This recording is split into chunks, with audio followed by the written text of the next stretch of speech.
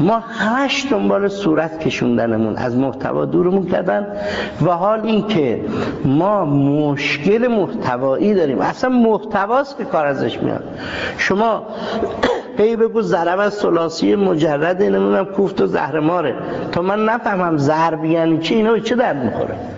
من باید ماده رو بشناسم، من باید معنا رو بشناسم. حالا شما وقتی ماده رو شناسی به جای ضرب بگو ضربو، چی میشه؟ همون معنا.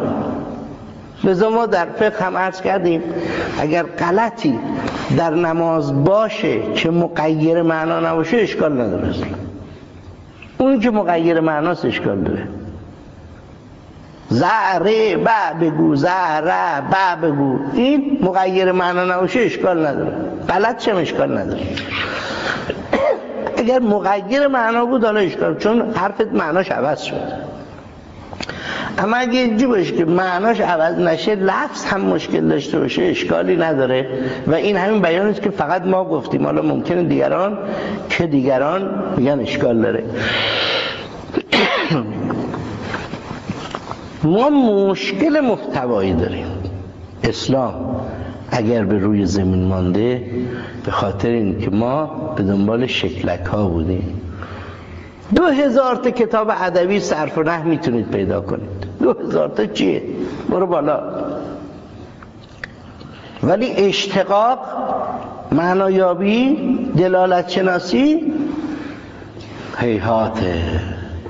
اگر مثل عرض کنم گوش گنجش که یه تیکه تو این کتاب یه تیکه تو این کتاب یه خورده ریزی، اگه یه وقتی ضمنی کلی یه چیزی، وگرنه نه. حالا شما قرآن رو ببینید که قرآن بهترین کتاب علمی است در هر چیزی. من جرئت نمی کنم بگم حتی در آشپزی، نه در اقتصاد و فلسفه و عرفان و ادبیات و لغت و اینا، نه. مثل این عرض کنم بعضی از آقایون که وقتی میگن آقا این کتاب هدایته، هدایت که بدون علم نمیتونه باشه. اون باید عالم باشی که هدایت بکنه. علمش بالاتر از هدایتشه. خیلی ها رو قرآن میتونه عالم کنه و نمیتونه هدایتشون کنه، چون علم دم دستر از هدایته. این کتاب هدایته. هدایت چیه؟ هدایت بدون علم اصلا معنی نداره. یک کتاب لغته، یک کتاب فلسفه، یک کتاب عرفانه.